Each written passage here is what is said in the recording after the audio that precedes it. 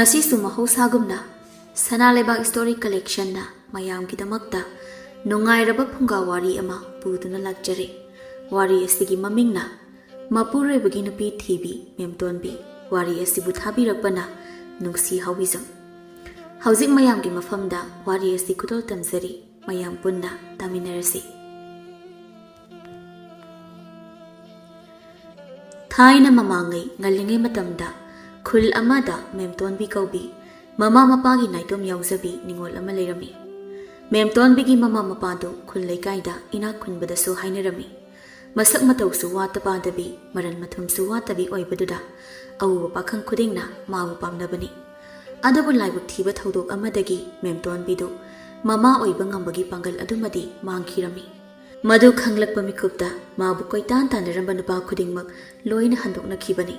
Adumakpu Tomal kauba nupa amadi madugi thoina chingnaba leiramde. Madugi maru oiba maramsu Tomal hoigi imungdo aduki matik laira anang oibana migi seldonaga khwang koibadagi upai leita sel sana lupa debu mi haubana tungi khanthada memtonbiga luhongbagi wa fawba hongdoklami. Somda memtonbigi mama mapadi magi thamoi singba manba matauda machanubibu luna sana tung koina loinabigani khanna luhongba ado harau harau ya thoktuna luhonglami. Luhongba koidringaidadi memtonbigi maran mathum mayamna imungdu awabu koklabada mabu asuki matik luna tawbirami. Adubu khara kuisilaklaba matamdadi migi sel nung singdokpa ngamlaklaba matamdadi masa masu amata yauksilaktrabanina imung manungnasu bisum pina tawba hauраklami. Mayamgi maong matawduda memtonbi nungaita mapurebada pauk tamjarami. Makhoida wa amata haigiba kai wano kok haiba yadro amuk sijaba itadawdraso ataina teda ima hoina bisum pina tawbase ai kya nungaiteba ise adugi ore ahal loisilakpasida mamita masu haibadu uningdana tawri orinida adu baba aise mama oiba ngamlare haiba khangna moina yadana hongkhriba natro aduga hosingna ibu mama oiba ngamde haina bisum pina tawbase ai khajik wakhal nungaite ise adugi ordi aina ima hoida haigise kaisu khalurano hairunada hairaga among pau kidam tamena hena saurati adudi aibu kaido haibanoba chum haibanida kaisu tawrunuda haina memton bido amuk masana maral sumlei leijadana maral leirabi amagum tukthaduna leisinkhirami madu hekaubanina tomal sunungaitana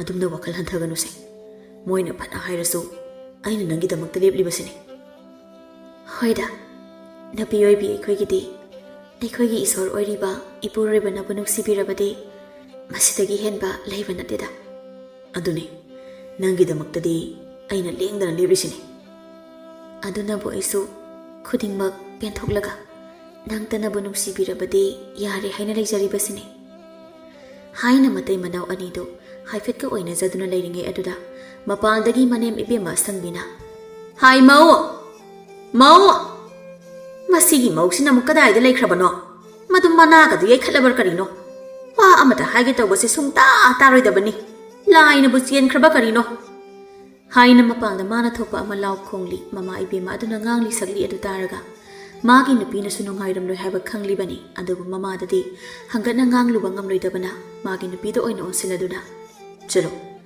imana haise kari haige haina hanguro kuithana leradi amuk chaibitare hoi Haina memtonbidu tatu mapurebana lipiri haidi hairaga mama ibema aduna ngangli sakliba khondaduda karisu haidaba aduda kitang wararok tawna nungaitana adumak thululaga tapna ima namobu kawibabu ibema nangbu nana adubu yaikhatlabra karino ha kauradi sasa khumba kaidawgeba ha nate imungsi nangna sel khara puthoi haina selna loina yarani haido tawno adudini yaba nate ko Yum panba haibase yamna lubani taxi khasi khangna chapasu phaiko ima makhoita ga wa khara khanaringaida tahaudre kari wa khanariba nate sida lainingdre na pamda yong inkrasi haina khanari bro ha tawno ibema isa nupa sinangna ma hai jadu tawdana na sa su yaroida banangna namdana leisilaklaga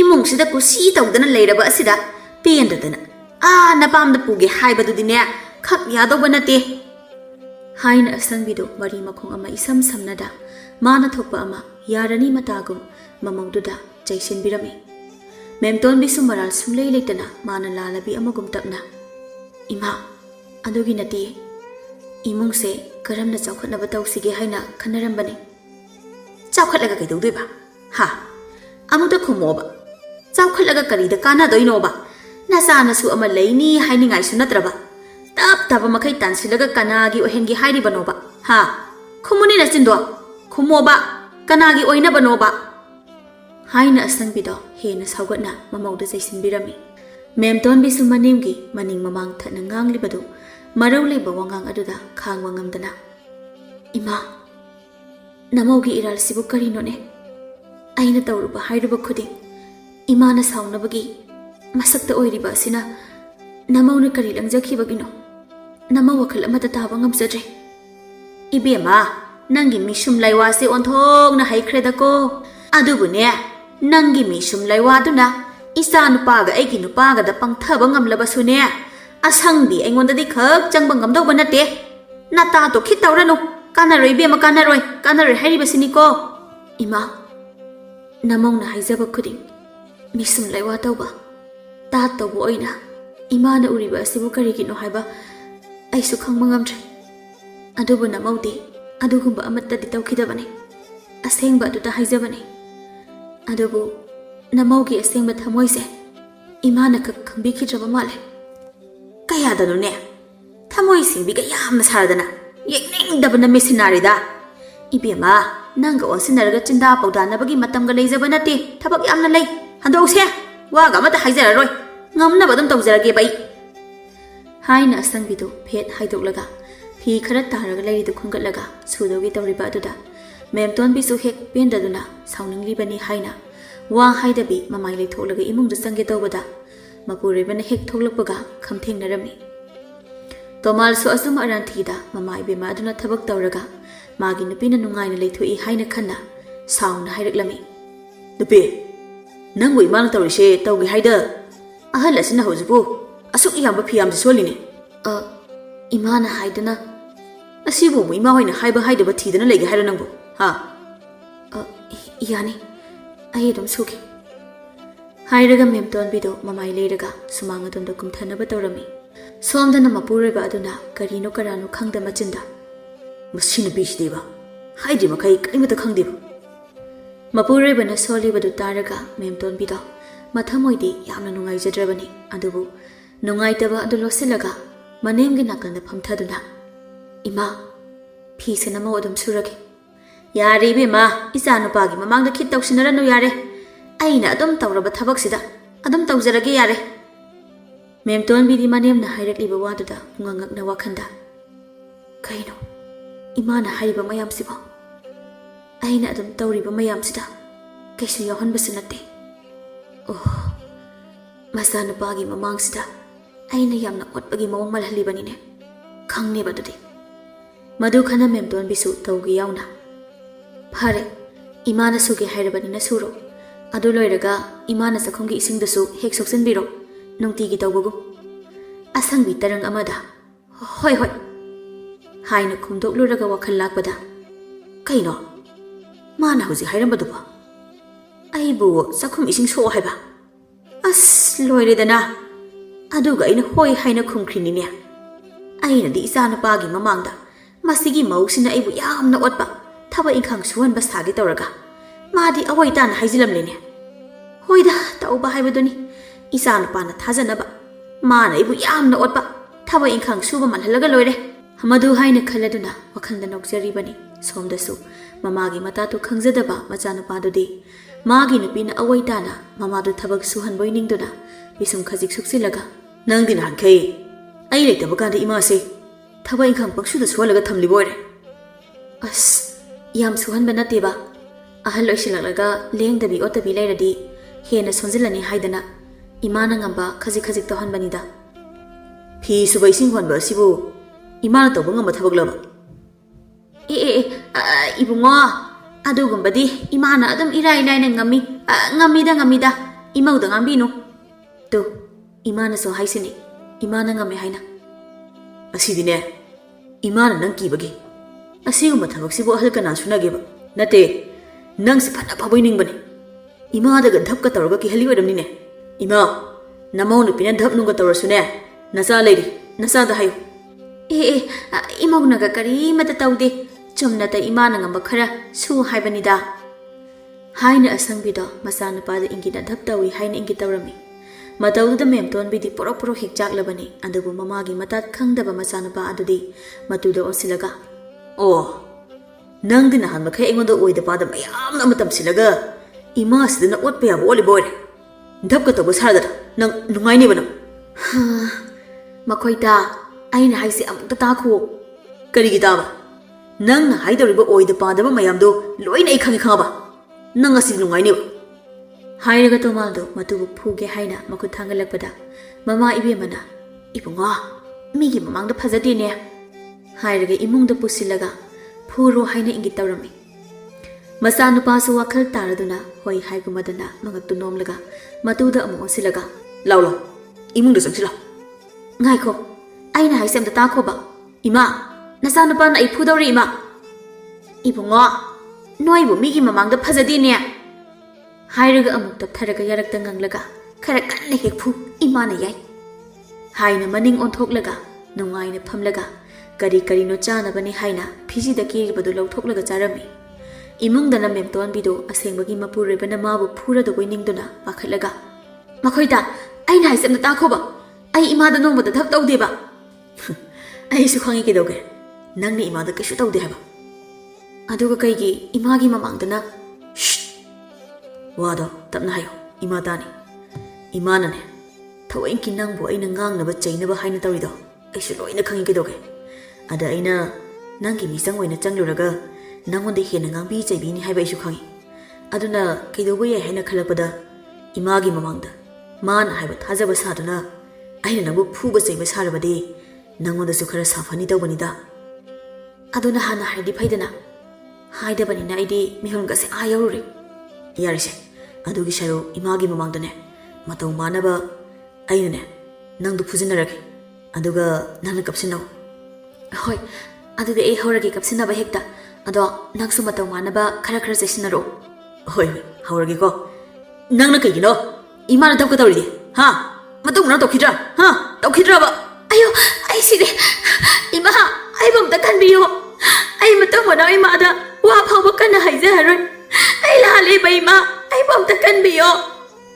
ꯍꯥꯏꯅ ꯃꯇꯩ ꯃꯅꯥꯎ ꯑꯅꯤꯗꯣ ꯃꯃꯥꯒꯤ ꯃꯃꯥꯡꯗ ꯑꯃꯅ ꯀꯞꯁꯤꯟꯅꯔꯒ ꯑꯃꯅ ꯐꯨꯖꯤꯟꯅꯔꯗꯅ ꯇꯧꯁꯤꯟꯅꯔꯝꯃꯤ ꯑꯁꯣꯝꯗꯅ ꯑꯁꯪꯕꯤꯗꯣ ꯃꯄꯥꯟꯗ ꯏꯃꯨꯡꯗ ꯃꯆꯥꯅꯨꯄꯥꯅ ꯃꯃꯧ ꯅꯨꯄꯤꯗꯣ ꯑꯁꯦꯡꯕꯒꯤ ꯐꯨꯔꯕꯅꯤ ꯈꯟꯅ ꯑꯆꯥ ꯑꯊꯛ ꯆꯥꯕ ꯂꯣꯏꯔꯒ ꯌꯥꯔꯛꯀ ꯍꯟꯗꯅ ꯃꯥꯅ ꯊꯣꯛꯄ ꯅꯨꯡꯉꯥꯏꯅ ꯂꯩꯔꯝꯃꯤ ꯑꯗꯨꯝꯅ ꯅꯨꯃꯤꯠꯇꯨꯃ ꯈꯔ ꯂꯥꯎꯅ ꯈꯔ ꯈꯣꯡꯅ ꯇꯧꯗꯨꯅ ꯍꯧꯈꯤꯔꯝꯃꯤ ꯃꯦꯝꯇꯣꯟꯕꯤ ꯃꯇꯩ ꯃꯅꯥꯎꯗꯤ ꯇꯣꯃꯥꯜꯅ ꯃꯃꯥꯒꯤ ꯃꯤꯆꯪ ꯆꯪꯁꯤꯟꯅꯔꯒ ꯃꯃꯧꯗ ꯉꯥꯡꯕ ꯁꯛꯄ ꯈꯔ ꯐꯒꯗ꯭ꯔꯥ ꯍꯥꯏꯅ ꯈꯜꯂꯨꯕꯅꯤ ꯑꯗꯨꯅꯕꯨ ꯍꯦꯟꯅ ꯉꯥꯡꯕ ꯁꯛꯄꯗꯒꯤ ꯍꯦꯟꯖꯤꯜꯂꯛꯇꯅ ꯅꯣꯡꯃꯗꯤ ꯃꯃꯥ ꯏꯕꯦꯝꯃꯅ ꯃꯆꯥꯅꯨꯄꯥꯗ ꯑꯁꯨꯝꯅ ꯍꯥꯏꯔꯛꯂꯝꯃꯤ ꯏꯃꯥꯒꯤ ꯏꯕꯨꯡꯉꯣ ꯅꯪꯒꯤ ꯅꯨꯄꯤꯁꯦ ꯃꯆꯥ ꯌꯥꯎꯔꯛꯇꯧꯕꯁꯨ ꯂꯩꯇ꯭ꯔꯦ ꯀꯣꯛ ꯈꯥꯏꯅ ꯊꯣꯛꯈ꯭ꯔꯣ ꯑꯗꯨꯒꯤ ꯁꯔꯨꯛ ꯃꯆꯥ ꯌꯥꯎꯗꯧꯕ ꯑꯃ ꯀꯣꯛ ꯅꯧꯅ ꯂꯨꯍꯣꯡꯂꯁꯤꯗꯅ ꯏꯃꯥꯕꯨ ꯀꯥꯎꯔꯕꯣ ꯅꯃꯧ ꯑꯁꯤꯒꯤ ꯑꯋꯨꯟꯄꯣꯠꯅ ꯅꯠꯇ꯭ꯔꯣ ꯏꯃꯨꯡ ꯑꯁꯤꯗ ꯇꯣꯜꯂꯝꯕ ꯃꯤꯒꯤ ꯃꯔꯜ ꯃꯌꯥꯝꯗꯣ ꯁꯤꯡꯗꯣꯛꯈꯤꯕꯗꯣ ꯍꯣꯏꯅꯦ ꯑꯗꯨꯕꯨꯗꯤ ꯑꯗ ꯑꯩꯈꯣꯏꯒꯤꯗꯤ ꯅꯪ ꯅꯇꯣꯝꯇꯅꯤꯗꯣ ꯅꯪꯅ ꯅꯆꯥꯗ ꯍꯥꯔ ꯌꯥꯎꯗꯅ ꯂꯩꯍꯧꯕ ꯍꯥꯏꯕꯁꯦ ꯑꯩꯈꯣꯏꯁꯨ ꯋꯥꯈꯜꯁꯦ ꯏꯅꯨꯡ ꯅꯨꯡꯉꯥꯏꯇꯦꯅꯦ ꯍꯣꯏ ꯑꯩꯁꯨ ꯑꯗꯨꯒꯤꯗꯤ ꯅꯨꯡꯉꯥꯏꯕ ꯅꯠꯇꯦ ꯑꯗꯨꯕꯨꯅꯦ ꯅꯃꯧ ꯑꯁꯤ ꯃꯃꯥ ꯑꯣꯏꯕ ꯉꯝꯂꯔꯣꯏ ꯈꯪꯅ ꯈꯪꯅ ꯑꯩꯈꯣꯏꯅ ꯃꯤꯒꯤ ꯃꯔꯜ ꯀꯣꯛꯅꯕꯅꯤ ꯍꯥꯏꯅ ꯃꯥꯕꯨ ꯌꯨꯝ ꯑꯁꯤꯗ ꯃꯧ ꯑꯣꯏꯅ ꯂꯧꯁꯤꯟꯈꯤꯕꯅꯤ ꯑꯗꯨꯅ ꯃꯥꯕꯨ ꯍꯧꯖꯤꯛ ꯃꯥꯒꯤ ꯀꯥꯟꯅꯕ ꯂꯣꯏꯔꯦ ꯍꯥꯏꯔꯀꯥꯟꯗ ꯃꯥꯕꯨ ꯑꯃꯨꯛ ꯇꯥꯟꯊꯣꯛꯈꯤꯕ ꯍꯥꯏꯕꯁꯦ ꯃꯤꯑꯣꯏꯕꯒꯤ ꯃꯆꯠ ꯅꯠꯇꯦꯗ ꯏꯃꯥ ꯈꯪꯗ꯭ꯔꯦ ꯀꯔꯤꯕꯨ ꯍꯥꯏꯗꯧꯕꯅꯣ ꯑꯩꯈꯣꯏꯁꯨ ꯃꯇꯝꯗꯨꯗ ꯋꯥꯈꯜ ꯈꯔꯗꯤ ꯈꯟꯊꯕ ꯋꯥꯠꯄ ꯍꯥꯏꯕꯗꯨꯅꯤ ꯑꯗꯨꯕꯨ ꯃꯤꯒꯤ ꯃꯔꯜꯒꯤ ꯃꯩꯁꯥꯗꯣ ꯀꯣꯛꯂꯕꯗꯤ ꯅꯨꯡꯉꯥꯏꯅꯤ ꯍꯥꯏꯅ ꯈꯜꯂꯨꯕꯅꯤ ꯑꯗꯨꯕꯨ ꯑꯅꯧꯕ ꯃꯩꯁꯥ ꯑꯃ ꯂꯥꯡꯅꯕ ꯁꯤꯟꯖꯕꯒ ꯄꯥꯡꯈꯛ ꯑꯣꯏꯈ꯭ꯔꯦ ꯍꯥꯏꯅ ꯑꯁꯪꯕꯤꯗꯨ ꯅꯤꯡꯉꯝꯗꯅ ꯇꯛꯁꯤ ꯁꯣꯜꯂꯤ ꯃꯆꯥꯅꯨꯄꯥꯅ ꯃꯃꯥꯕꯨ ꯄꯨꯛꯅꯤꯡ ꯐꯥꯊꯅꯕ ꯋꯥ ꯀꯟꯅ ꯍꯥꯏꯔꯤ ꯃꯃꯥ ꯃꯆꯥꯅ ꯁꯥꯟꯅꯔꯤꯕ ꯋꯥꯔꯤꯗꯨ ꯃꯦꯝꯇꯣꯟꯕꯤꯁꯨ ꯂꯣꯟꯅ ꯃꯈꯣꯏꯒꯤ ꯀꯥꯗꯒꯤ ꯇꯥꯔꯝꯃꯤ ꯋꯥꯈꯜꯗꯁꯨ ꯑꯁꯨꯝꯅ ꯈꯜꯂꯝꯃꯤ ꯅꯨꯄꯤ ꯑꯣꯏꯕꯤ ꯑꯩꯈꯣꯏꯅ ꯏꯃꯤꯠꯇ ꯏꯆꯥ ꯎꯗ꯭ꯔꯕꯗꯤ ꯌꯨꯝꯕꯥꯜ ꯃꯔꯥ ꯆꯦꯠꯅ ꯂꯩꯕ ꯍꯥꯏꯕꯁꯦ ꯀꯩꯁꯨ ꯉꯝꯗꯕꯖꯥꯠꯅꯤꯀꯣ ꯑꯗꯨꯕꯨ ꯀꯔꯝꯕ ꯅꯨꯄꯤꯅ ꯃꯃꯤꯠꯇ ꯃꯆꯥ ꯎꯅꯤꯡꯗꯕꯕꯨ ꯀꯅꯥ ꯂꯩꯔꯝꯒꯗꯒꯦꯅꯦ? ꯅꯣꯡꯗꯝꯕ ꯃꯥꯅ ꯇꯝꯂꯝꯗꯕꯒꯤ ꯈꯥꯡꯕꯒꯤ ꯋꯥꯅꯤ꯫ ꯑꯩꯈꯣꯏꯒꯤ ꯑꯋꯥꯕꯁꯤꯗꯤ ꯀꯅꯥꯅꯁꯨ ꯈꯪꯕꯤꯗꯦꯀꯣ꯫ ꯃꯗꯨ ꯈꯟꯅ ꯅꯨꯡꯉꯥꯏꯇꯅ ꯀꯥꯡꯊꯣꯟꯗꯨꯗ ꯇꯞꯅ ꯐꯝꯊꯔꯝꯃꯤ꯫ ꯁꯣꯝꯗꯅ ꯇꯣꯃꯥꯜꯁꯨ ꯃꯃꯥꯒ ꯋꯥ ꯍꯥꯏꯅꯐꯝ ꯊꯣꯛꯄ ꯍꯥꯏꯔꯝꯂꯒ ꯀꯥꯗ ꯆꯪꯂꯛꯄꯗ ꯃꯥꯒꯤ ꯅꯨꯄꯤꯅ ꯎꯡꯂꯒ ꯐꯝꯂꯝꯕꯗꯨꯗ ꯃꯁꯥ ꯍꯥꯏꯐꯦꯠ ꯅꯣꯝꯂꯒ, ꯅꯨꯄꯤ, ꯅꯪꯕꯨ ꯀꯩꯗꯧꯔꯒꯦꯅꯦ? ꯀꯩꯁꯨ ꯇꯧꯗꯦꯗ꯫ ꯇꯣꯃꯥꯜ ꯃꯥꯒꯤ ꯅꯨꯄꯤꯒꯤ ꯂꯩꯔꯝꯂꯤꯕ ꯐꯤꯕꯝꯗꯨꯗ ꯍꯥꯏꯐꯦꯠ ꯆꯤꯡꯅꯅ, ꯅꯠꯇꯦ, ꯅꯪꯕꯨ ꯏꯃꯥꯒ ꯀꯔꯤ ꯍꯥꯏꯅꯒꯦꯅꯦ? ꯃꯦꯝꯇꯣꯟꯕꯤ ꯀꯩꯁꯨ ꯇꯧꯗꯕ ꯁꯥꯗꯨꯅ, ꯀꯩꯁꯨ ꯇꯧꯗꯦꯗ, ꯁꯨꯝ ꯍꯛꯆꯥꯡꯁꯤ ꯀꯌꯥ ꯅꯨꯡꯉꯥꯏꯇꯕꯒꯤ꯫ ꯀꯩꯗꯧꯔꯒꯦꯅꯦ? ꯀꯩ ꯅꯨꯡꯉꯥꯏꯇ꯭ꯔꯤꯅꯣ? ꯀꯣꯛꯁꯦ ꯍꯥꯏꯐꯦꯠꯇꯪ ꯆꯤꯛꯄꯅꯤꯗ, ꯀꯩꯁꯨ ꯊꯣꯏꯗꯣꯛꯄꯗꯤ ꯅꯠꯇꯦꯗ꯫ ꯁꯤꯗ ꯐꯝꯃꯨ ꯂꯥꯎꯁꯦ, ꯑꯩ ꯅꯝꯕꯤꯒꯦꯁꯦ ꯍꯥꯏꯅ ꯇꯣꯃꯥꯜꯅ ꯃꯥꯒꯤ ꯅꯨꯄꯤꯒꯤ ꯃꯀꯣꯛ ꯑꯗꯨ ꯀꯩꯁꯨ ꯈꯟꯗ ꯅꯝꯕꯤꯔꯝꯃꯤ꯫ ꯑꯗꯨꯝꯅ ꯇꯧꯔꯒ ꯃꯦꯝꯇꯣꯟꯕꯤꯗꯣ ꯍꯦꯟꯅ ꯃꯄꯨꯛꯅꯤꯡ ꯅꯨꯡꯁꯤꯅꯕ ꯃꯆꯥ ꯑꯃ ꯑꯣꯏꯔꯦ꯫ ꯑꯗꯨꯃꯛꯄꯨ ꯅꯨꯡꯉꯥꯏꯇꯕ ꯑꯗꯨ ꯐꯥꯖꯤꯟꯅꯕ ꯀꯟꯅ ꯍꯣꯠꯅꯗꯨꯅ ꯋꯥꯈꯜꯗ ꯑꯁꯨꯝꯅ ꯈꯜꯂꯝꯃꯤ꯫ ꯑꯁꯨꯛ ꯅꯨꯡꯁꯤꯕ ꯅꯪꯅ ꯑꯩꯒꯤ ꯋꯥꯕꯤꯕ ꯃꯇꯧ ꯎꯠꯂꯒ ꯍꯦꯟꯅ ꯄꯨꯛꯅꯤꯡꯁꯦ ꯂꯪꯇꯛꯅꯔꯦ꯫ ꯃꯤꯄꯥꯏꯕꯒꯤ ꯃꯩꯔꯤꯁꯨ ꯑꯁꯨꯝ ꯆꯥꯈꯠꯂꯛꯂꯦ꯫ ꯑꯩꯅ ꯃꯃꯥ ꯍꯥꯏꯕꯗꯣ ꯑꯣꯏꯕ ꯉꯝꯗ꯭ꯔꯕꯤ ꯃꯇꯤꯛ ꯆꯥꯗ꯭ꯔꯕꯤ ꯅꯨꯄꯤ ꯑꯃ ꯑꯣꯏꯔꯨꯕꯅ ꯅꯨꯡꯁꯤꯔꯕ ꯅꯪꯕꯨ ꯏꯁꯥꯅ ꯌꯥꯅꯤꯡꯗ ꯃꯤꯒꯤ ꯑꯣꯏꯈꯤꯕꯗ ꯌꯥꯗꯦ ꯍꯥꯏꯕ ꯉꯝꯂꯣꯏꯗꯧꯔꯦ꯫ ꯑꯁꯤ ꯈꯟꯅ ꯃꯤꯠꯂꯨꯗꯒꯤ ꯄꯤ ꯃꯔꯤꯛ ꯑꯃ ꯇꯥꯔꯛꯄ ꯑꯗꯨꯗ ꯇꯣꯃꯥꯜꯅ ꯄꯥꯈꯠꯂꯗꯨꯅ, ꯅꯀꯣꯛ ꯆꯤꯛꯄꯗꯣ ꯐꯠꯇꯕ꯭ꯔꯣ? ꯑꯩꯅ ꯅꯝꯂꯤꯕꯁꯤꯕꯨ ꯍꯦꯟꯖꯤꯟꯕ꯭ꯔꯣ ꯅꯪꯕꯨ? ꯍꯦꯟꯖꯤꯟꯗꯦꯗ꯫ ꯑꯗꯨꯒ ꯀꯩꯒꯤ ꯅꯃꯤꯠꯇꯒꯤ ꯅꯄꯤ ꯇꯥꯔꯤꯗꯤ?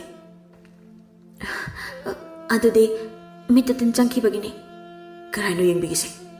ꯌꯥꯔꯅꯤꯌꯦ, ꯂꯧꯊꯣꯛꯈ꯭ꯔꯦ꯫ ꯑꯣ, ꯐꯔꯦ, ꯑꯗꯨ ꯑꯣꯏꯔꯗꯤ꯫ ꯍꯥꯏꯔꯒ ꯑꯗꯨꯃꯛ ꯃꯀꯣꯛ ꯅꯝꯕꯤꯗꯣ ꯃꯈꯥ ꯇꯥꯅ ꯇꯧꯔꯝꯃꯤ꯫ ꯃꯦꯝꯇꯣꯟꯕꯤꯗꯨ ꯋꯥꯈꯜꯒꯤ ꯏꯔꯩꯗ ꯑꯁꯨꯝ ꯇꯥꯎꯊꯔꯛꯄꯗ ꯋꯥꯈꯜ ꯑꯃ ꯈꯪꯂꯛꯂꯝꯃꯤ꯫ ꯑꯩꯅ ꯃꯁꯤꯗ ꯑꯩꯒꯤ ꯅꯨꯄꯥꯁꯦ ꯃꯤꯒꯤ ꯑꯣꯏꯈꯤꯗꯧꯔꯦ ꯍꯥꯏꯅ ꯄꯪꯀꯞꯇ ꯀꯞꯂꯤꯕ ꯑꯁꯤꯒꯤ ꯃꯍꯨꯠꯇ ꯑꯩꯅ ꯇꯨꯡ ꯀꯣꯏꯅ ꯂꯩꯃꯤꯟꯅꯕ ꯌꯥꯗꯧꯕ ꯅꯨꯄꯤ ꯑꯃ ꯊꯤꯕꯅ ꯍꯦꯟꯅ ꯐꯔꯣꯏꯗ꯭ꯔꯥ?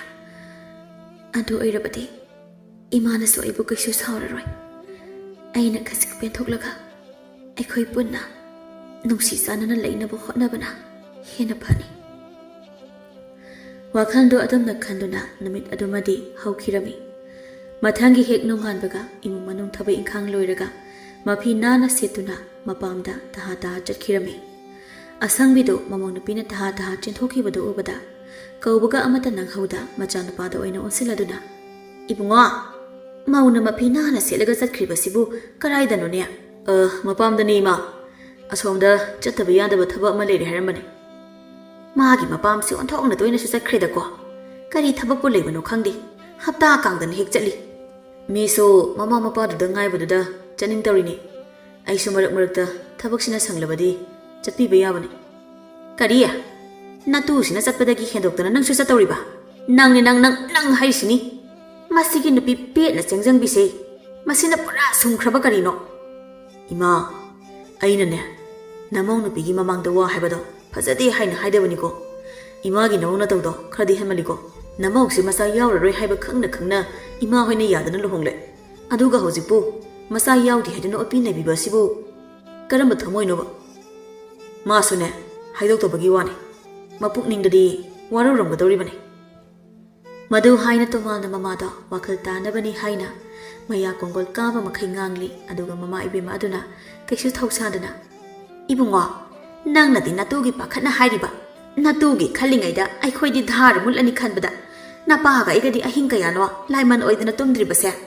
ꯅꯪꯒꯤꯗꯃꯛꯇ ꯋꯥꯔꯤꯕ ꯅꯃꯥ ꯅꯄꯥ ꯑꯣꯏꯕ ꯑꯩꯈꯣꯏꯗꯤ ꯀꯩꯁꯨ ꯈꯟꯕ ꯅꯠꯇꯦꯅꯦ꯫ ꯍꯥꯏꯅ ꯑꯁꯪꯕꯤꯅ ꯃꯆꯥꯅꯨꯄꯥꯒꯤ ꯋꯥꯈꯜꯗꯨ ꯈꯨꯗꯨꯝ ꯆꯟꯕ ꯉꯝꯅꯕ ꯍꯥꯏꯅ ꯇꯧꯁꯤꯟꯅꯔꯛꯄ ꯑꯗꯨꯒ ꯃꯆꯥꯅꯨꯄꯥ ꯑꯗꯨꯁꯨ ꯇꯦꯊꯗꯨꯅ, ꯍꯣꯏꯁꯦ ꯏꯃꯥ, ꯃꯁꯤꯒꯤ ꯋꯥꯁꯦ ꯇꯣꯛꯑꯁꯦ꯫ ꯑꯩꯅꯦ ꯊꯕꯛ ꯆꯠꯇꯣꯏꯅꯤ, ꯑꯝꯇ ꯂꯣꯏꯁꯤꯜꯂꯨꯈꯤ꯫ ꯍꯣꯏꯅꯦ, ꯑꯗꯨꯕꯨ ꯃꯧꯗꯨꯕꯨ ꯆꯥꯛ ꯏꯁꯤꯡꯒꯗꯤ ꯂꯣꯏꯔꯝꯂꯕ ꯖꯥꯠꯂꯣ? ꯑꯗꯨꯕꯨꯗꯤ ꯂꯣꯏꯔꯝꯂꯕꯅꯤ ꯏꯃꯥ꯫ ꯐꯔꯦ ꯑꯗꯨꯕꯨ ꯑꯣꯏꯔꯗꯤ ꯍꯥꯏꯅ ꯑꯁꯪꯕꯤꯁꯨ ꯆꯥꯛ ꯏꯁꯤꯡ ꯊꯣꯡꯂꯔꯣꯏ ꯈꯟꯅ ꯃꯁꯥꯗꯨ ꯋꯥꯏ ꯁꯪꯉꯦ ꯈꯟꯅ ꯀꯣꯝꯊꯣꯛꯅ ꯂꯩꯔꯝꯃꯤ꯫ ꯑꯁꯣꯝꯗꯅ ꯃꯦꯝꯇꯣꯟꯕꯤꯗꯨ ꯃꯄꯥꯝ ꯍꯦꯛ ꯌꯧꯕꯒ ꯃꯃꯥ ꯏꯕꯦꯝꯃꯗ ꯑꯁꯨꯝꯅ ꯍꯥꯏꯔꯤ, ꯏꯃꯥ, ꯑꯩꯅꯁꯨ ꯏꯃꯤꯠꯇ ꯏꯆꯥ ꯎꯕ ꯐꯪꯂꯔꯣꯏꯗꯕꯅꯤꯅ ꯃꯈꯣꯏꯗꯥꯒꯤ ꯅꯨꯄꯤ ꯑꯃ ꯊꯤꯕꯤꯔꯁꯤꯔꯥ ꯍꯥꯏꯅ ꯈꯜꯂꯤ꯫ ꯃꯆꯥꯅꯨꯄꯤꯒꯤ ꯋꯥꯍꯩꯗꯨꯗ ꯃꯃꯥ ꯏꯕꯦꯝꯃ ꯑꯗꯨꯗꯤ ꯄꯥꯈꯠꯅ, "ꯅꯠꯇꯦ ꯏꯕꯦꯝꯃ, ꯅꯪꯕꯨ ꯃꯣꯏꯅ ꯑꯉꯥꯡ ꯌꯥꯎꯗꯦ ꯀꯥꯏꯅ ꯑꯣꯠꯄꯤ ꯅꯩꯕꯤꯕ꯭ꯔꯣ?" "ꯑꯗꯨꯕꯨꯗꯤ ꯇꯧꯗꯦ ꯏꯃꯥ." "ꯑꯗꯨꯒ ꯀꯩꯒꯤ ꯅꯪꯅ ꯅꯪꯒꯤ ꯅꯨꯄꯥꯒꯤ ꯅꯨꯄꯤ ꯑꯃ ꯊꯤꯕꯤꯕ ꯀꯥꯏꯅ ꯍꯥꯏꯗꯨꯅ?" "ꯋꯥꯂꯣꯠꯀꯅꯨ, ꯏꯃꯥꯗ ꯁꯦꯡꯅ ꯍꯥꯏꯌꯨ꯫ ꯑꯣꯠꯄꯤ ꯅꯩꯕꯤ ꯍꯦꯛ ꯇꯥꯕꯗ ꯅꯄꯥꯒ ꯑꯩꯒꯅ ꯂꯦꯝꯅ ꯊꯥꯗꯧꯕ ꯅꯠꯇꯦ." "ꯃꯣꯏꯅꯕꯨꯗꯤ ꯀꯩꯝꯇ ꯇꯧꯗꯦ, ꯀꯩꯝꯇ ꯍꯥꯏꯗꯦꯗ. ꯑꯗꯨ ꯑꯣꯏꯔꯕꯁꯨ ꯃꯣꯏꯒꯤꯁꯨ ꯃꯈꯣꯏꯗꯥ ꯃꯇꯣꯝꯇꯅꯤꯗꯣ. ꯑꯗꯨꯅ ꯙꯥꯔ ꯃꯨꯠꯈꯤꯒꯗ꯭ꯔꯥ ꯍꯥꯏꯅ ꯃꯣꯏꯅ ꯄꯥꯈꯠꯆꯕꯗꯣ ꯑꯩꯁꯨ ꯅꯨꯡꯉꯥꯏꯇꯦ. ꯑꯗꯨꯅ ꯑꯩꯒꯁꯨ ꯄꯨꯟꯅ ꯂꯩꯃꯤꯟꯅꯕ ꯌꯥꯗꯧꯕ ꯅꯨꯄꯤ ꯑꯃꯇꯪ ꯊꯤꯁꯤꯔꯥ ꯍꯥꯏꯅ ꯈꯟꯗꯨꯅ ꯏꯃꯥꯒ ꯇꯥꯟꯅꯒꯦ ꯍꯥꯏꯅ ꯂꯥꯛꯏꯅꯤ." "ꯙꯥꯔ ꯃꯨꯠꯅꯤꯡꯗꯦ ꯍꯥꯏꯅ ꯋꯥꯖꯕꯒꯁꯨ ꯁꯥꯔꯤ. ꯑꯗꯨ ꯊꯣꯛꯅꯤ ꯍꯥꯏꯗꯤ ꯃꯣꯏꯗꯤ ꯍꯥꯟꯅ ꯈꯟꯗꯦ ꯍꯥꯏꯕ꯭ꯔꯥ ꯍꯥꯏꯋꯥꯅꯤꯗ. ꯑꯩꯈꯣꯏꯗꯤ ꯃꯣꯏꯗ ꯐꯖꯅ ꯍꯥꯏꯔꯤꯗꯅ." "ꯌꯥꯔꯤꯁꯦ, ꯁꯥꯎꯒꯠꯂꯒ ꯀꯔꯤꯁꯨ ꯀꯥꯟꯅꯒꯗꯧꯕ ꯅꯠꯇꯦꯕ. ꯀꯅꯥꯅ ꯀꯔꯤꯅ ꯐꯅꯤ ꯍꯥꯏꯕꯗꯨ ꯑꯗꯨꯝ ꯈꯟꯅꯁꯦꯕ." "ꯅꯪꯅ ꯑꯗꯨ ꯌꯧꯅ ꯈꯜꯂꯕꯅꯤꯅ ꯐꯔꯦ. ꯏꯃꯥꯅ ꯁꯣꯏꯗꯅ ꯐꯪꯅꯕ ꯊꯤꯔꯛꯂꯒꯦ. ꯑꯗꯣ ꯏꯃꯥ, ꯌꯥꯔꯗꯤ ꯍꯟꯗꯛꯀꯤ ꯍꯞꯇꯥꯁꯤꯗ ꯁꯣꯏꯗꯅꯕ ꯑꯝꯇ ꯇꯧꯕꯤꯔꯛꯎꯀꯣ." "ꯑꯦ, ꯁꯥ ꯁꯟꯁꯨ ꯅꯠꯇꯅ ꯑꯗꯨꯕꯨ ꯍꯦꯛꯇ ꯇꯔꯥꯏꯅ ꯐꯪꯒꯗꯧꯕꯗꯧꯅ ꯅꯪꯅ ꯍꯥꯏꯗꯨꯗꯤ ꯊꯨꯃꯟꯗ꯭ꯔꯣ?" "ꯑꯩꯅ ꯍꯥꯏꯔꯤꯕꯁꯦ ꯊꯨꯔꯤꯈꯩ ꯐꯕꯒꯤꯅꯦ ꯏꯃꯥ." "ꯍꯣꯏꯁꯦ ꯍꯣꯏꯁꯦ, ꯏꯆꯥꯒꯤꯕꯨ ꯏꯃꯥꯅ ꯐꯅꯕ ꯊꯤꯕ ꯍꯥꯏꯕꯗꯨꯅꯤ." ꯍꯥꯏꯗꯨꯅ ꯃꯃꯥ ꯃꯆꯥ ꯑꯅꯤꯗꯣ ꯉꯥꯏꯍꯥꯛ ꯋꯥꯔꯤ ꯋꯥꯇꯥꯏ ꯁꯥꯔꯕ ꯇꯨꯡꯗ ꯃꯦꯝꯇꯣꯟꯕꯤꯁꯨ ꯃꯌꯨꯝꯗ ꯍꯜꯂꯒꯦ ꯍꯥꯏꯅ ꯑꯃꯨꯛ ꯍꯟꯈꯤꯔꯝꯃꯤ꯫ ꯃꯆꯥꯅꯨꯄꯤꯅ ꯍꯦꯛ ꯍꯟꯈꯤꯕꯒ ꯃꯃꯥ ꯏꯕꯦꯝ ꯑꯗꯨ ꯃꯆꯥꯅꯨꯄꯤꯒꯤ ꯈꯟꯕꯗ ꯅꯨꯡꯁꯥ ꯊꯤꯅ, "ꯏꯆꯥꯅꯨꯄꯤꯒꯤ ꯃꯔꯥꯏꯕꯛꯁꯦ ꯑꯣꯟꯊꯣꯛꯅꯁꯨ ꯊꯤꯅ ꯇꯝꯂꯝꯃꯤꯗꯀꯣ ꯅꯣꯡꯗꯝꯕ ꯅꯪꯅ. ꯃꯄꯥꯒ ꯑꯩꯒ ꯂꯩꯔꯤꯈꯩꯗꯤ ꯐꯩ. ꯑꯩꯈꯣꯏꯅ ꯍꯦꯛ ꯊꯨꯞꯈꯤꯕꯗ ꯀꯅꯥꯒꯤ ꯃꯐꯝꯗꯅꯣꯅꯦ ꯃꯥꯅ ꯆꯪꯖꯐꯝ ꯑꯣꯏꯗꯧꯔꯤꯕ ꯑꯁꯤꯕꯨ.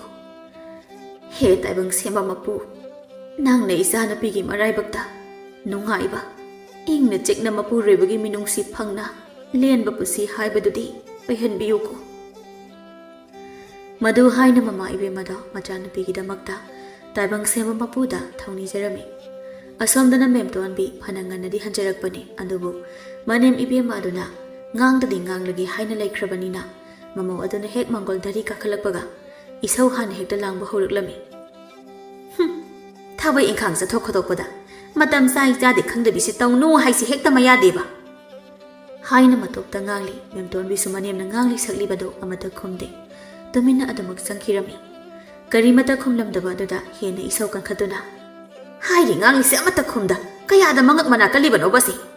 ꯃꯄꯥꯝꯁꯤꯗꯅ ꯅꯨꯡꯁꯤꯠ ꯎꯀꯨꯡꯅ ꯆꯠꯂꯤꯕ, ꯃꯁꯤꯗꯩꯁꯤꯗ ꯃꯆꯤꯟ ꯑꯁꯤꯅ ꯈꯨꯝꯒꯟꯗꯕꯤ ꯃꯅꯨꯡ ꯀꯟꯕꯤ ꯍꯥꯏꯗꯣ ꯁꯥꯔꯤ ꯃꯥꯜꯂꯤꯅꯦ. ꯃꯄꯥꯝꯗꯒꯤ ꯃꯃꯥ ꯃꯄꯥꯅ ꯑꯁꯨꯝ ꯇꯧ ꯍꯥꯏꯅ ꯁꯣꯏꯗꯅ ꯏꯟꯁꯤꯜꯂꯛꯂꯝꯒꯅꯦꯕ" ꯍꯥꯏꯅ ꯂꯦꯞꯇꯅ ꯑꯁꯨꯝ ꯉꯥꯡꯕꯗꯨꯗ ꯃꯄꯨꯔꯣꯏꯕꯅ ꯑꯣꯏꯅ ꯇꯥꯅꯤꯡꯗ꯭ꯔꯗꯨꯅ ꯑꯆꯧꯅ, "ꯍꯥꯏ ꯃꯃꯥ, ꯅꯪꯕꯨ ꯈꯔ ꯉꯥꯡꯂꯗꯤ ꯌꯥꯔꯦ, ꯂꯦꯞꯄꯨ ꯀꯩꯗꯧꯒꯦ? ꯃꯁꯤꯗ ꯅꯪꯁꯨ ꯉꯥꯏꯅꯦ. ꯅꯆꯥꯅꯨꯄꯤꯗꯨ ꯂꯥꯛꯂꯕꯗꯤ ꯂꯩꯊꯈꯣ, ꯆꯠꯈꯤꯅꯨ. ꯃꯇꯝ ꯆꯥꯏ ꯆꯥꯗꯦ ꯀꯥꯏꯅ ꯑꯃꯠꯇ ꯈꯥꯏꯗꯦ. ꯃꯁꯤꯗ ꯅꯅꯦꯝꯅ ꯄꯩꯔꯛꯂꯗꯤ ꯅꯪꯅ ꯍꯦꯟꯅ ꯄꯩꯁꯤꯜꯂꯨ. ꯅꯅꯦꯝꯅ ꯈꯠꯅꯕ ꯍꯧꯔꯛꯂꯁꯨ ꯆꯞ ꯃꯥꯟꯅꯅ ꯈꯨꯝꯃꯨ. ꯈꯨꯝꯕ ꯂꯦꯞꯄ ꯌꯥꯗꯦ ꯀꯥꯏꯅ ꯏꯁꯤꯜꯂꯤꯕꯗꯨꯗꯤ." "ꯍꯣ, ꯑꯗꯨꯗꯤꯅꯦ ꯏꯆꯥꯅꯨꯄꯤꯗꯣ ꯇꯣꯏꯅ ꯂꯥꯛꯇꯕꯒꯤ ꯍꯥꯏꯕ. ꯑꯗꯨꯒ ꯃꯤꯅꯅꯦ ꯍꯦꯟꯖꯤꯜꯍꯟꯒꯅꯨ ꯍꯥꯏꯔꯤꯕꯁꯤꯕꯨ ꯀꯔꯤ ꯀꯥꯏꯒꯦꯕ?" "ꯀꯥꯏꯗꯦ ꯀꯥꯏꯗꯦ. ꯑꯗꯨꯅꯕꯨ ꯅꯃꯧ ꯅꯨꯄꯤ ꯑꯁꯤ ꯃꯤꯒꯤꯁꯨ ꯃꯆꯥ ꯅꯤꯡꯉꯣꯜꯅꯤ ꯍꯥꯏꯕꯁꯤ ꯅꯪ ꯅꯤꯡꯁꯤꯡꯉꯣ ꯍꯥꯏꯕꯅꯤꯗ" ꯍꯥꯏꯅ ꯑꯍꯜ ꯑꯅꯤꯗꯣ ꯍꯦꯛ ꯃꯔꯤ ꯌꯦꯠꯅꯔꯤꯉꯩꯗ ꯃꯦꯝꯇꯣꯟꯕꯤꯅ ꯃꯐꯤ ꯍꯣꯡꯂꯒ ꯆꯥꯅ ꯊꯛꯅꯕ ꯈꯔ ꯄꯥꯏꯔꯒ ꯊꯣꯛꯂꯛꯄꯗꯨꯗ ꯆꯞ ꯆꯞ ꯍꯦꯛ ꯂꯦꯞꯅꯔꯝꯃꯤ꯫ "ꯏꯃꯥ, ꯄꯥꯕꯒ ꯄꯨꯟꯅ ꯆꯥꯅꯕ ꯑꯆꯥ ꯑꯊꯛ ꯈꯔ ꯄꯨꯊꯣꯔꯛꯄꯅꯤ." "ꯌꯥꯔꯦ ꯌꯥꯔꯦ, ꯑꯗꯨꯗ ꯊꯝꯃꯨ." "ꯍꯣꯏ ꯕꯥꯕꯥ" ꯍꯥꯏꯅ ꯃꯦꯝꯇꯣꯟꯕꯤꯗꯨ ꯆꯥꯅ ꯊꯛꯅꯕꯗꯨ ꯊꯥꯔꯤꯕ ꯐꯛꯇꯨꯒꯤ ꯃꯅꯥꯛꯇ ꯊꯝꯂꯝꯂꯒ ꯑꯗꯨꯃꯛ ꯏꯃꯨꯡꯗ ꯆꯪꯈꯤꯔꯝꯃꯤ꯫ ꯅꯨꯃꯤꯠ ꯑꯗꯨꯒꯤ ꯅꯨꯃꯤꯗꯥꯡꯗ ꯊꯕꯛ ꯏꯪꯈꯥꯡ ꯄꯨꯝꯕ ꯂꯣꯏꯔꯕ ꯇꯨꯡꯗ ꯃꯦꯝꯇꯣꯟꯕꯤꯗꯨ ꯃꯈꯨꯠ ꯃꯁꯥ ꯍꯥꯝꯗꯣꯛꯂꯒ ꯃꯈꯣꯏꯒꯤ ꯀꯥꯗ ꯆꯪꯂꯛꯂꯒ ꯃꯄꯨꯔꯣꯏꯕꯒꯤ ꯃꯅꯥꯛꯇ ꯇꯞꯅ ꯐꯝꯊꯗꯨꯅ, "ꯃꯈꯣꯏꯗ ꯋꯥ ꯑꯃꯠꯇ ꯈꯟꯅꯁꯤꯕ." "ꯀꯩ ꯋꯥꯅꯣ? ꯍꯦꯛꯇ ꯍꯥꯏꯔꯁꯨ ꯌꯥꯕꯁꯤꯗ." "ꯑꯃꯨꯛ ꯁꯥꯎꯔꯛꯂꯗꯤ ꯍꯥꯏꯅ." "ꯁꯥꯎꯗꯕ ꯋꯥꯗꯨꯗꯤ ꯍꯥꯏꯗꯕꯅ ꯐꯗ꯭ꯔꯣ?" "ꯑꯁ, ꯐꯥꯒꯤ ꯇꯥꯊꯣꯔꯛꯀꯅꯨꯕ. ꯑꯩꯅ ꯍꯥꯏꯗꯣꯏꯁꯦ ꯌꯥꯝ ꯂꯨꯕ ꯋꯥꯅꯦꯕ." "ꯑꯔꯨꯕ ꯋꯥꯅꯦ ꯍꯥꯏꯔꯒ ꯀꯔꯤꯒꯤ ꯁꯥꯎꯅꯤ ꯀꯥꯏꯅ ꯍꯥꯏꯔꯤꯒꯦ?" "ꯑꯩꯗꯤ ꯁꯥꯎꯗꯕ ꯋꯥꯗꯤ ꯍꯥꯏꯒꯅꯨ, ꯑꯗꯨꯝ ꯁꯥꯎꯅꯤ ꯍꯥꯏꯕꯅꯤꯗ." "ꯑꯁ, ꯐꯥꯒꯤ ꯑꯗꯨꯝ ꯇꯥꯊꯣꯛꯑꯒ ꯂꯩ." 'ꯑꯗꯨ ꯑꯣꯏꯔꯗꯤ ꯀꯣꯛ ꯍꯥꯏꯔꯣꯁꯦ, ꯑꯁ ꯑꯥ ꯍꯥꯏꯅꯅꯦ ꯇꯧꯗꯨꯅ ꯂꯩꯔꯅꯨ." "ꯍꯣ, ꯑꯗꯨꯗꯤꯅꯦ ꯏꯆꯥꯅꯨꯄꯤꯗꯣ ꯇꯣꯏꯅ ꯂꯥꯛꯇꯕꯒꯤ ꯍꯥꯏꯕ. ꯑꯗꯨꯒ ꯃꯤꯅꯅꯦ ꯍꯦꯟꯖꯤꯜꯍꯟꯒꯅꯨ ꯍꯥꯏꯁꯤ ꯍꯦꯛꯇ ꯃꯌꯥꯗꯦꯕ." ꯁꯨꯝꯗꯧꯕꯅꯤ ꯃꯦꯝꯇꯣꯟꯕꯤꯗꯨ ꯋꯥ ꯍꯧꯗꯣꯛꯐꯝ ꯈꯪꯗ ꯑꯗꯨꯝ ꯇꯧꯔꯒ ꯂꯩꯔꯝꯃꯤ ꯃꯇꯧꯗꯨꯗ ꯇꯣꯃꯥꯜꯗꯨ ꯉꯥꯏꯕ ꯋꯥꯔꯗꯨꯅ ꯅꯪꯅꯦ ꯅꯇꯣꯝꯇ ꯑꯗꯨꯝ ꯍꯥꯏꯅ ꯇꯧꯗꯨꯅ ꯂꯩꯍꯧꯔꯣꯀꯣ ꯑꯩꯗꯤ ꯋꯥꯔꯦ ꯇꯨꯝꯃꯒꯦ ꯑꯁ ꯉꯥꯏꯈꯣꯁꯦ ꯍꯥꯏꯔꯒꯦꯕ ꯅꯪꯒꯤꯅꯦ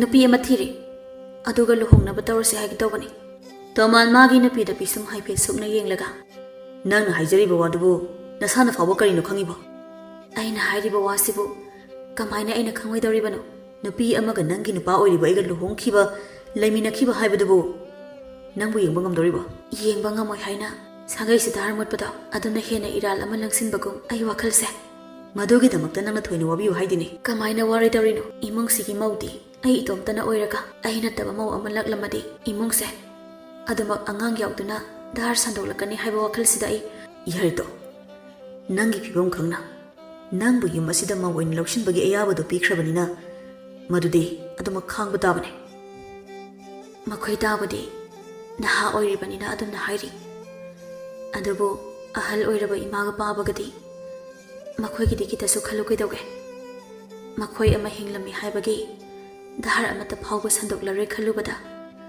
अहल अनि असिना खांगलिबा अवाबसे आई तसेंगना येंबा ngamde हाइना मेमतोनबिदो मपुरेबना यारबदि हाइना angang macha amana ningai tawbadawna mapuribada takli adubo tomalsu lebliba khongpham adudagi honglaroi khana khajik phawba nungaitaba mata utta makoisu asumna oigani khangna phiripsi lawkhibane masida thoina khaningai oidi aisu thabak chatlubugi ga isase ware tumaki haina kaisu thausadana aduma hipthakirami memtonbidi adumak tafom khangda famliba mafamdudagi machi lengda famli ngaihak adumna leiraga tomaldu yawallapada magi nupido masi lengdana leirambaduda tummo yare kedoge ai tumningde makhoi ta dum tumbiro phare phare adude tumeko hanna yengarodamne haina mamai amu onthoklaga tumkhirami matawduda memtonbido machinda tapna napisna hairisa karino karaino haina kari mata khandawa nate ai su ipuroi babu kanaga su yena ningba nate adubu phibum tanjana yadabagini matang matamna yadabagi hairibane haibase kari mata khandeba haina magi thopa ama murum soli tomal su amuk su yawalakpada magi nupido adumak tumdana leiramba aduda phuk hawalaga na hauji hawa tumlamdre tumningdri haidadi kari darodi tumgane aina haido yardi tumgani ha yargi lase tumulo kaisu khanthadana haikibani magi napigi khudangdu chingthaduna tumkhirami mathangi ayukta asangbido laikai koiruraga megi masu macha ururaga ningdon pomna moigidi masu uba phanglaroi khana pendana sau launi hek hanchilakpaduda macha nupa na mamagi masaktu ubada chingnana ima bu kanaga kari mo hainarage aibu kanaga kari haina dawrige isuk sungna halakpaduda hangbanida ho asibudi migi masu macha urubada aikhoigidi imisida isu haido uraroyena khalubada nungaitabagini nate imana nasu yamna pamlagana mama mapa leijadaba anga moini yu asiro yade madugumba mama mapa mathong khangdaba masado imungsida pusinbaga ne yaba nate as loire ekhoi magi wakhal sidiba angando chamanabasida kaida manadana asengba I haisiga mathong khangdaba masa masu haibasiga kari sumanaba nate ne nate bungo nangbu imana haisi yaw kaidauge nupi ama thinaba tausida tomal haifum to phom khangda wakhum piba ngamdana le matang du chana memton bina oina ima adugidi moitana yarabane kari aina kari yariba ngarang da moitana yaridudi hauji amuk yade haina chenge hairibro adudi nang tumo yadabaduda tumba yanabani haina haijinkhibane ai madu yabangam ngaikho noigi si aikhoi tahandabi wa khanaba loirabro ahoima ainasu aiga punna leiminaba yaba inaw ama thiri ise adu aingonda hana hairamnadi kayam phaniya khangdabanina aidi ima wabudi menta jida asongi imada aiga punna leiminaba yadaba nupi amata thiyo haiduna pau hairambani. Leibaga pau hairake haina imanasu hairi. Farini adubu oiradiya lau khungnadana tawdabida punna leiba yaredana. Kaino rin toisibo? Ai isanasu yadana nupi ama thibinaba walusinarisibo nate noigisibo aibu mi ama oina thanadabagiraba. Kaino moi tabu ngarangta harau harauna yabikhradayne. Adudi aina nang tumba yanaba thembani haidana. Phare phare. Adu oiradi moi tagina ningthungnaba aina chaka amata chakrare. Haina memton bidu phet haidoklaga makhoigi kada changkhirami. Tomal to phom khangda. Ngai khune. Sao khinomi nangbo. Chalo chalo themuro. As ilabani he. Haina tomal du murum solaga makhoigi kada changkhirami. Asomdana Radhedu thaba inkhang hek loibaga masan pina sinaramba thodangdu khangning ningsinglaktuna. Hai. Hanu thang sida isana pina amu pakol sijilaktana. Laisabi masa sadana ise. Khun lekai chatana amu mayum panba yaba laisabi kana lege haina amu thiba tarine tawribase. Haina Radhedo ngangdana mafi loisilaga macha nupiga punna yum amada laiminaba yaba nupi kana lege haina koisa chatana hekta thirami. Kaina thangda khul adugi yamna nangba lukhrabi mama masata leiba laisang hoigi imungda hek thunglarami. Matang hek jaba haigadra jadaba haigadra imungdu migi sel thawlakbagi hek ya khanaduna leiba matang tholami. Radhesu magi apamba phangdaba haibaduna tonganba ama oikhraga mathau leitaba mama masaduda sel khar singba ngamde haina yam hanthana nganglam saklamba aduda hek nungaitraduna mana oina marak phathalaga. Ibema hoina toliba sel singasibu kayam yamba sel none. Sakhi tombina. Is somna hangliba sibu sel dubu somna oina pigi hairibro. Hoi adumaini hek khalasu yai. Yamba budi natida ada laitaba moidadi pak thoktraba. Yani sel masingdu ta haibiyu. Lupa sangwa dangnida. Adu khaki oire. Se. Silawiro. Haina Radhena sengkhawdagi lupa changwa khak lawthoklaga pirami. Madu ubada laisang mama machana pakhana. Ise bema kainu tawbiri basibo. Se lawsilone.